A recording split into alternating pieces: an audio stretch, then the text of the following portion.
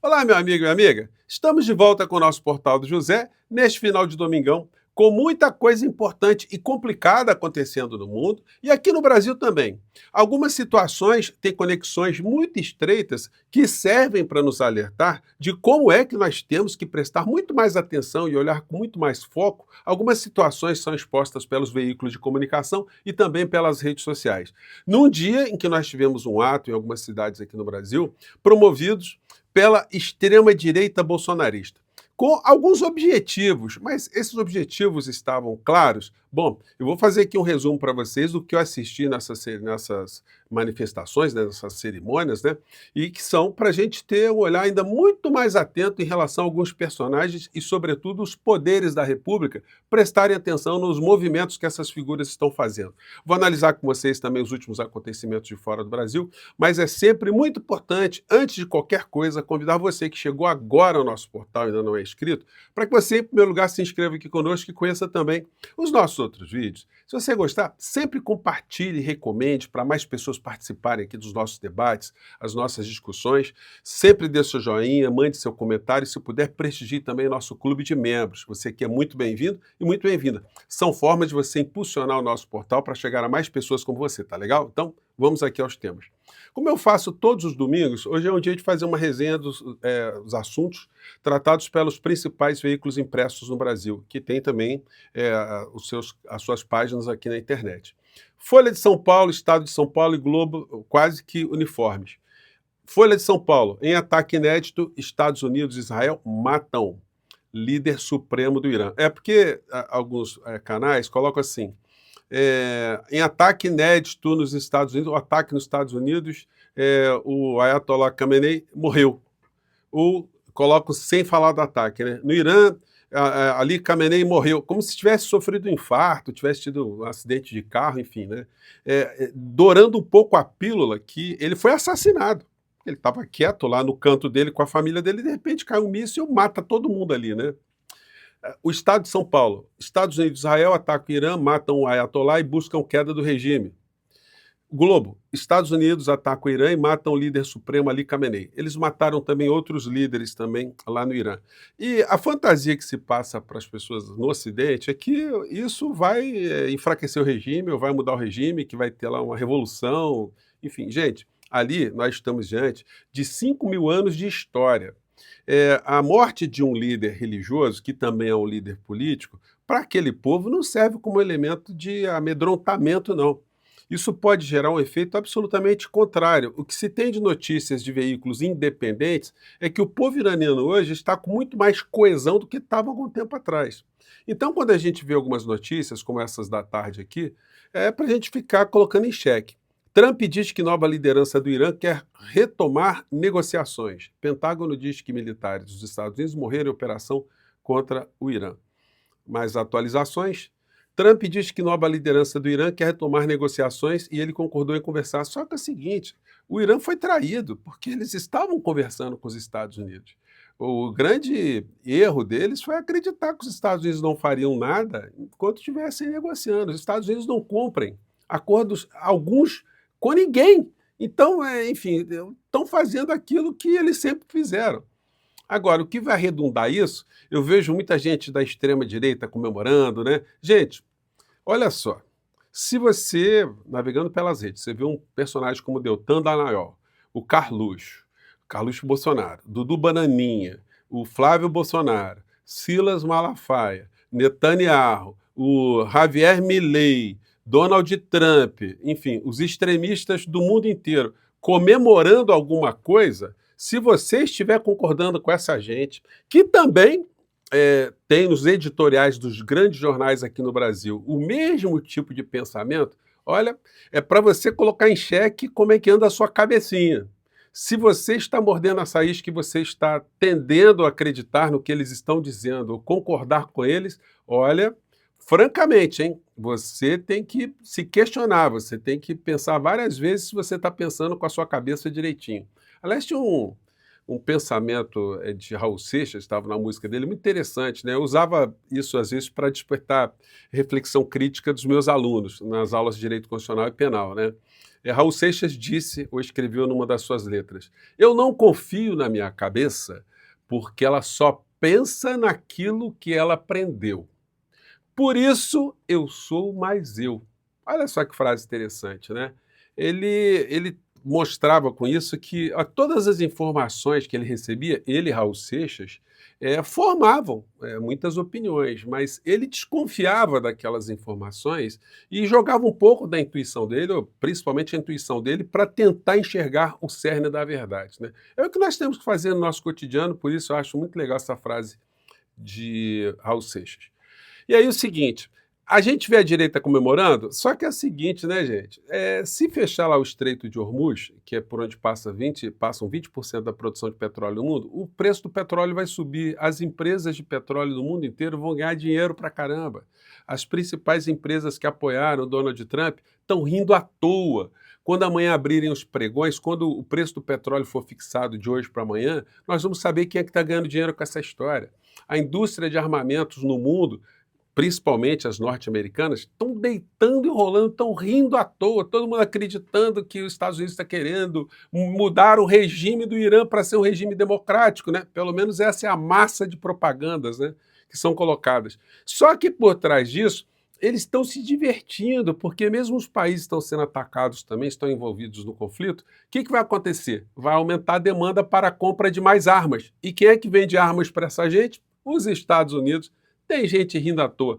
Ou será que tem alguém que tem a consciência crítica que acha, aqui no nosso portal, que Trump está preocupado com democracia no Irã? Está querendo estabelecer uma república democrática, com eleições, e sem nenhum interesse econômico, um país rico em petróleo? Então, gente, olha, vamos pensar um pouco como Raul Seixas, né? Daí a gente chega nos atos de hoje. Manifestantes fazem ato contra Lula e ministros do STF na Avenida Paulista. Gente, tem uma coisa tão patética e bizarra hoje, que foi esse editorial aqui do jornal O Globo. Acho que dá para vocês pegarem aqui o título, olha aqui. Eu, como sempre faço, né, leio editorial, eu faço aqui as minhas anotações, grifo aqui em cor de abóbora. Diz o editorial: passou da hora de encerrar inquérito das fake news. Instrumento criado para defender ordem democrática se transformou em risco para a própria democracia. Então quer dizer que o inquérito aberto lá no Supremo coloca em risco a democracia. Em dado momento, eles escrevem aqui: é justamente para honrar essa trajetória que o STF deve finalmente pôr fim a um instrumento jurídico heterodoxo, que desde 2019 tem dado à Corte poderes excepcionais que não cabem numa democracia. O inquérito 4781, apelidado do inquérito das fake news. Aí eles vêm aqui. A Corte sempre justificou as medidas extraordinárias com base nas ameaças institucionais, se um dia elas existiram. Ué, ainda colocaram em xeque, né? E existiram, aí tudo bem. E é evidente que hoje, quando o inquérito está prestes a completar 7 anos, não existem mais. Passou da hora de a Corte acabar com o instrumental jurídico excepcional. Olha, o editorial do Globo amanhã vai ter que mudar tudo, porque as manifestações que nós vimos hoje no Brasil, elas foram de um golpismo, mas ainda bem que elas foram muito esvaziadas, né? No Rio de Janeiro foi uma coisa patética. Essa aqui é a foto da hora de pícola da manifestação, né? Tinha, de fato, meia dúzia de gatos pingados, né? Flopou geral. A força total do bolsonarismo foi toda deslocada para São Paulo. Todos os deputados federais, senadores, governadores, cabos eleitorais, funcionários dos gabinetes, todo mundo foi acionado para ir para São Paulo. E o que se viu lá, Jornal Globo, foi isso aqui, ó. Bolsonaristas puxam coro contra Lula, Moraes e Toffoli na Paulista. Siga no YouTube. Gente, foi um negócio pavoroso. Algumas observações, eu acho que dá para vocês pegarem aqui. Não sei se os jornais vão mencionar isso, tá? Eu observei que o Flávio Rachadinha, ele tá andando com colete à prova de balas, gente. Olha só a cabeça dessas criaturas, né? Ele tá assim, é gente muito apavorada, porque eles sabem aquilo que eles andaram fazendo de mal na vida deles inteira. Então eles têm essa preocupação, né? É a figura que não pode andar de peito aberto porque ele está aprisionado nos seus próprios fantasmas, nos seus próprios crimes. Agora, gente, foi um negócio pavoroso.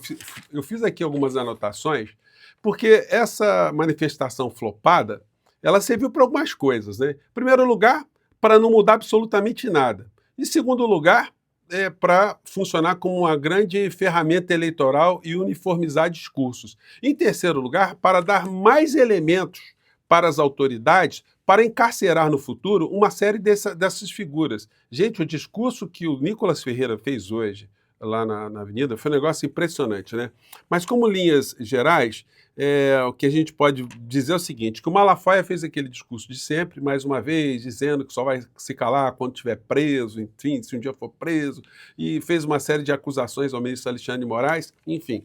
Está lá no inquérito, vamos ver o que vai acontecer. Gente, olha, todos nós queremos que esse inquérito termine logo também. É uma reivindicação, de fato, lógica.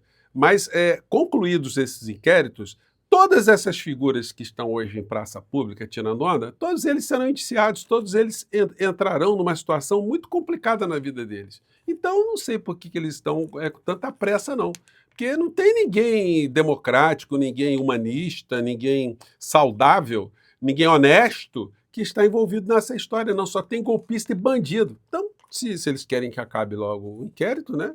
Vamos ver como é que vai acontecer a partir de hoje, porque o Globo, como eu disse a vocês, vai ter que dar uma esticada nessa história aí. Mas aí depois, gente, teve muitos oradores, né? Uma penca de oradores, todo mundo pedindo fora Moraes, fora Toffoli, muitas faixas, fora Moraes, fora Toffoli. O que é isso senão uma agressão permanente ao Supremo Tribunal Federal? Daí a gente pegou falas do Nicolas, como essas aqui, né? Moraes tem que ir para a cadeia, a sua hora vai chegar. Ele disse mais coisas. Nós vamos derrubar um ministro e quando nós derrubarmos um ministro, não pense que ficará só num, não. Nós vamos derrubar todos, ou nós vamos colocar o impeachment sobre todos. Aí fez uma coisa patética, usou uma criança lá cujo pai está foragido, levou a criança junto com a mãe. Olha só, o pai dessa criança está foragido porque não fez nada. Ninguém fez nada, né? E aí foi. No final ainda pediram uma oração, rezaram o Pai Nosso. Gente, foi um negócio, foi um show de bravataria. Vamos ver, na hora que o impacto vier, se ele também não vai pedir também para o ministro Alexandre de Moraes ser o vice numa chapa dele, né? Aí veio o Sóstenes Cavalcante falar a honestidade, né? Isso para vocês verem como é que é a cabeça de um bolsonarista num evento desse. E o Flávio Bolsonaro com o colete à prova de balas e com um negócio muito curioso, né? Ele não consegue fazer um discurso sem a colinha. Ele pega o telefone celular, vai fazendo discurso dentro do celular. Sabe o que isso indica, gente? Que tudo que ele está falando, todos os seus pronunciamentos são desenhados, são estudados, como eu disse para vocês. Ele veio de Israel. Ele veio de Israel, gente, com o manual, né? O manual golpista todo traçado, como é que ele tem que se comportar, onde é que ele tem que atacar, e falou coisas que são surpreendentes. Ele fez defesa das mulheres, que no governo do pai dele as mulheres eram protegidas e que serão protegidas. Logo ele, que é o maior agressor de mulheres do ponto de vista verbal. Ou será que o filho, me desculpem, calhorda, porque só pode ser calhorda, ele esquece o que Bolsonaro fez com o enfrentamento, os xingamentos, as ameaças que ele fez com a deputada Maria do Rosário, com a jornalista Manuela, que hoje está no ICL, outras jornalistas, o tanto de ataque que ele fez, sempre a mulheres, porque ele é covarde, ele nunca pegou um jornalista homem e enfrentou um jornalista homem. É um negócio bizarro. E aí vem essa criatura falar que pensa em defender as mulheres. Falou do Bolsa Família, que o pai dele é o rei do Bolsa Família. Gente, está usurpando o programa que nunca foi dessa gente, então, o programa do Lula, né? E se ele acusou o filho do Lula de ser ladrão, olha só, e que ele aprendeu com o Bolsonaro a ser honesto, gente, é um negócio pavoroso, né? E que vamos tirar essa corja de Brasília e por aí vai, que os aposentados estão hoje sem dinheiro para comprar comida, é porque esse dinheiro está na conta do filho do Lula na Suíça. E aí, gente, a gente vai aqui para uma questão que eu tenho levantado já e que eu vou fazer uma campanha, porque o presidente da República ele precisa estar nas redes porque ele precisa pautar, ele precisa se defender, ele precisa confrontar essas coisas que essas pessoas estão dizendo, não por uma questão eleitoral, porque a coisa é muito mais além do que isso, é a questão civilizatória. Não é que o Lula precisa vir agora para garantir uma eleição de deputado, eleição dele, eleição de senador, não. É para defender a nossa sanidade mental, defender o nosso país, as nossas instituições. A gente não pode prescindir do Lula nesse momento, ficarmos só nós aqui nas redes sociais fazendo enfrentamento dessa gente toda. Então vou lançar uma campanha que vai ser mais ou menos assim, vou chamar todos os meus amigos youtubers para a gente fazer um vídeo para chegar até o Lula com alguma coisa do tipo assim, olha, Lula ao vivo nas redes. Entendeu, gente? Ó, Lula ao vivo nas redes. Ou alguma coisa tipo, Lula, venha ao vivo para as redes. Ó, então, vamos ver se cola, né? Vai ser mais ou menos alguma coisa assim, tá? Vamos ver se dá certo aí. Estou mandando apenas uma sugestão. Lula ao vivo nas redes. Gente, é uma necessidade institucional, civilizatória e de sobrevivência da nossa sanidade, tá bom? Mande seu comentário aqui para o nosso portal, tá bom? Eu fico por aqui. Mais uma vez, um grande abraço. Essa manifestação, olha, é só para deixar essa gente aí cada vez mais enfeitiçada, achando que eles são alguma coisa quando eles não são absolutamente nada, né? Eu fico por aqui, um grande abraço. Tchau.